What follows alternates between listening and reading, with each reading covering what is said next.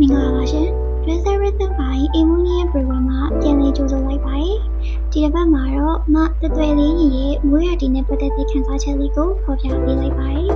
။မိုးဆက်လေးတွေဟာကောင်းကင်ကနေတိတ်တဆိတ်ကြလာပါတယ်။မိုးရွာရဲ့အချိန်တိုင်းကဘာကြီးကခဏတာအရှင်ရော့သွားတဲ့လိုခံစားရပါတယ်။မိုးရဲ့သေးတဲ့နေကြမှာမိဟာရဲ့လိုအချင်းရတဲ့မတရားတချို့ကတိတ်တဆိတ်ပြန်ရောက်လာတတ်တယ်။ဒါပေမဲ့မိုးဟာမတရားတွေကိုပဲယူဆောင်လာတာမဟုတ်ပါဘူး။မိုးရွာပြီးတိုင်းတစ်ပင်တွေကိုစိမ့်နေလာတယ်လို့အလုံးသားတွေမှာလည်းမျိုးလင်းချက်အသစ်လေးတွေတဖြည်းဖြည်းရှင်သန်လာတတ်တယ်။ဒါကြောင့်မိုးဆက်လေးတွေရဲ့တီးတိုးတိုင်ကိုခဏလောက်နားထောင်ကြည့်ပါ။တခါတလေဘဝရဲ့လတရားတွေကလွန်တိတ်ဆိတ်တဲ့အခိုက်အတန့်လေးတွေမှာပဲပုံပွင့်နေတတ်ပါတယ်